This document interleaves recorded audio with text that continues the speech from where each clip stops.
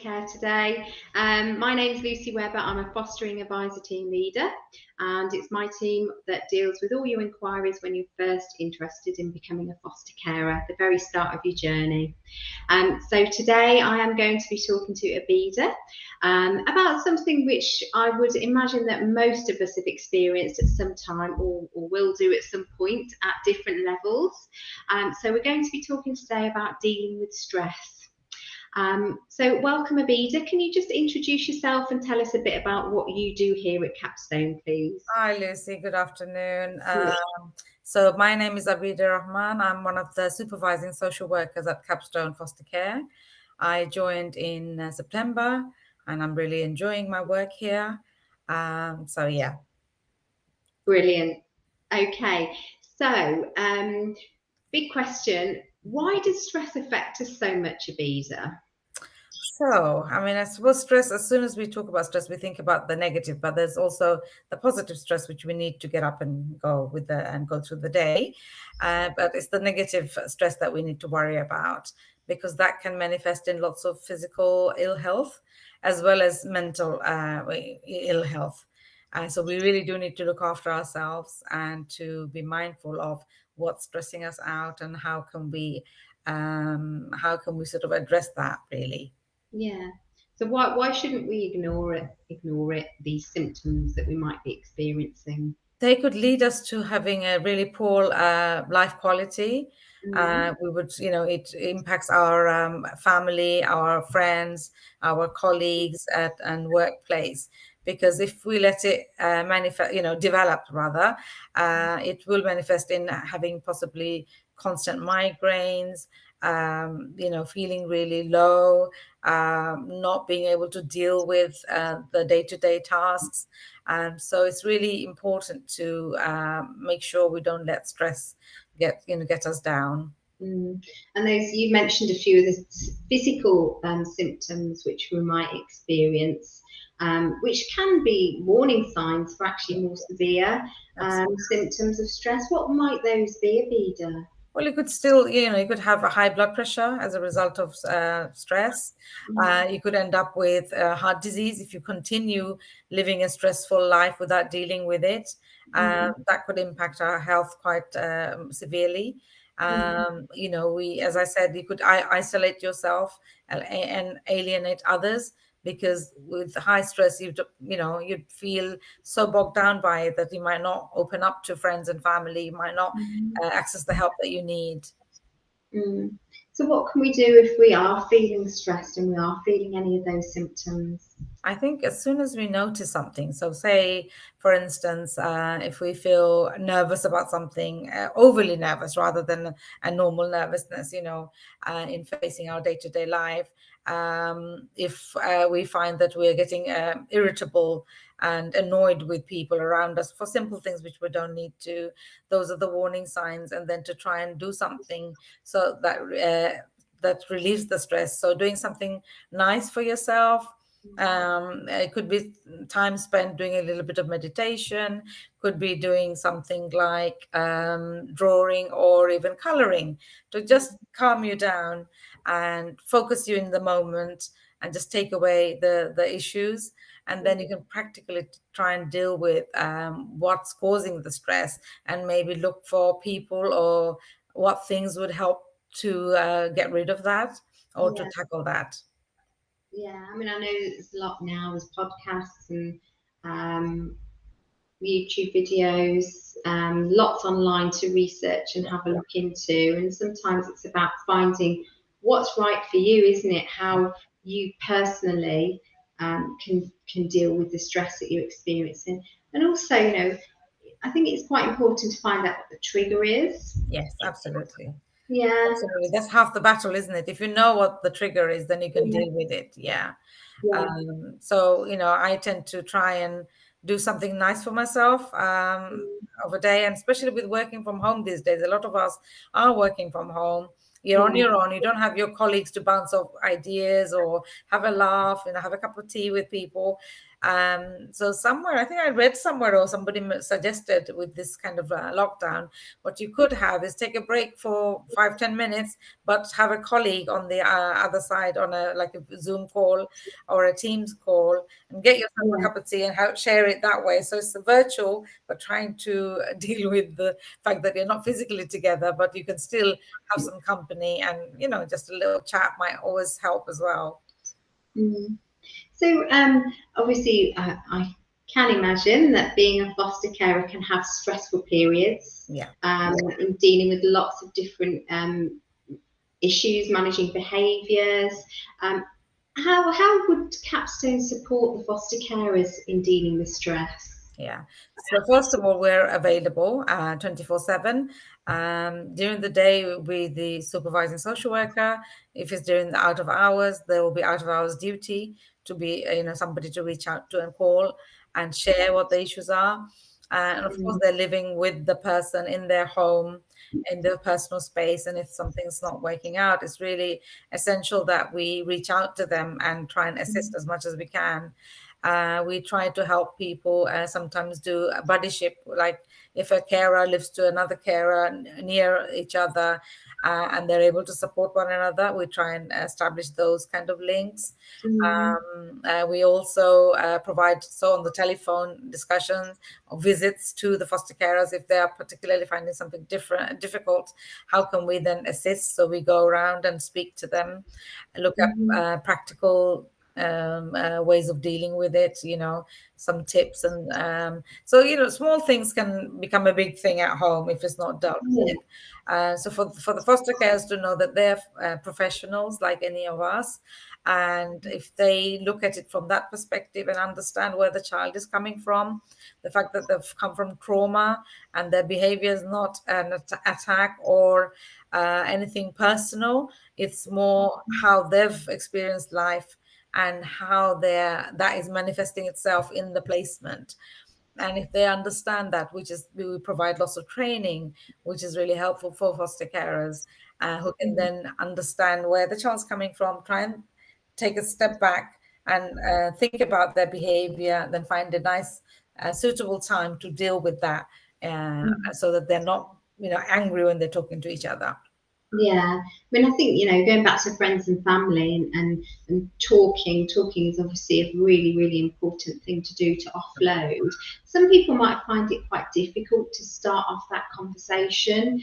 Have you got any tips on how they could get their point across or their feelings across? I think, from my experience of being a social worker and Mhm. over the years, and as a manager as well, I've found that young people, especially teenagers, don't like to do a lot of talking. Yeah, And the yeah, best way to get them to engage is probably take them out on a drive somewhere. yeah, And you've got nothing other than the two people there, going towards somewhere, and automatically a rapport happens, and they talk about yeah, things. It's not where you're face to face and asking, and it's like an interview, and then they yeah. shut down. So I find, yeah, taking them out for a drive or for a walk, even going to the park, Mm, having a game of football or whatever it is they might fancy, uh, and mm. that building that relationship, and then you'll get young people opening up and talking. Yeah.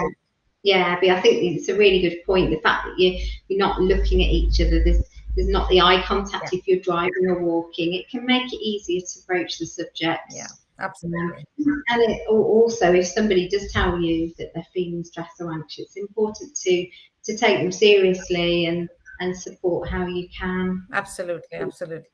for it.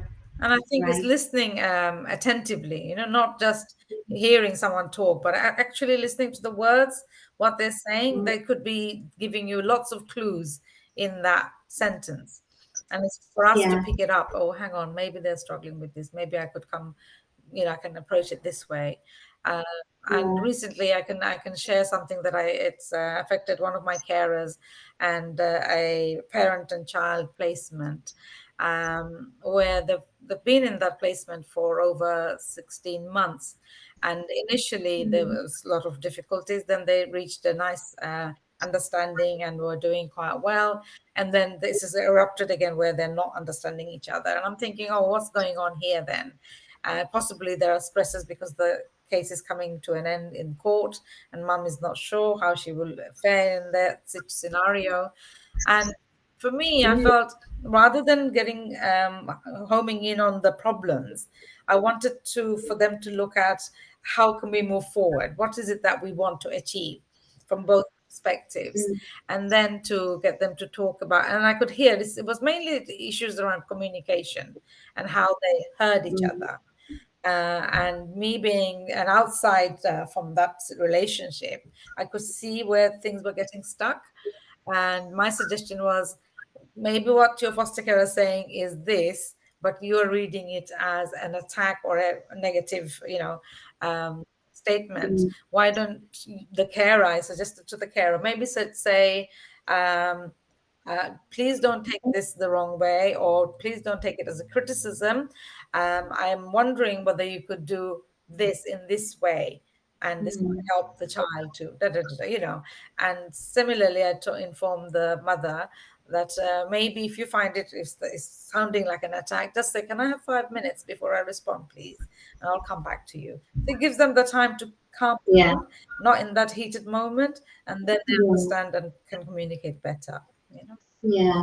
I think as well, if anybody approaches you, you know, saying that they're feeling stressed or anxious, it's easy, especially when somebody says to you, "Oh, I had a terrible day."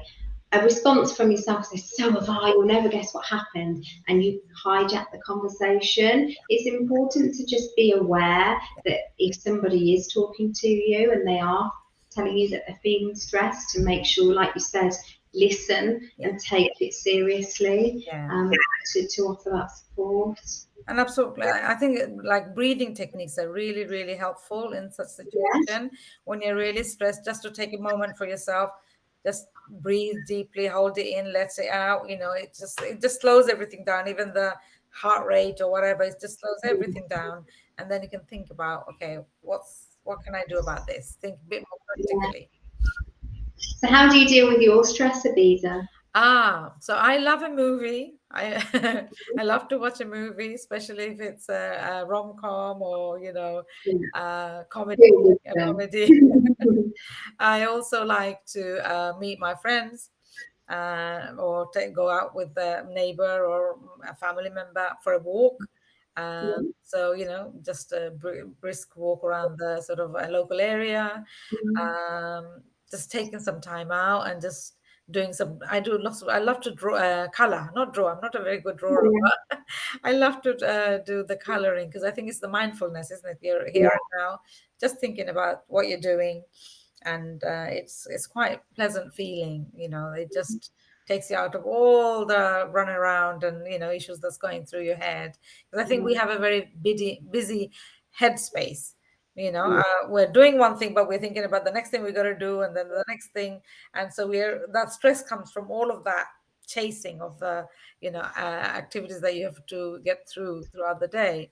I think Mm. just to take whatever's happening, I'm here right this moment. I'm just concentrating on this moment. Yeah. When I move on, I'll move on to the next one. Regain your focus. Yeah, yeah, absolutely. And I think it's easily done, isn't it? When we are so busy, we've got so many hats on, and as a mother, as a wife, as an employee, as a neighbor, and all sorts of different expectations are there from different directions. It's Yeah. how do we contain that? The other thing I do is also I always keep a little notebook and a pen beside my bed.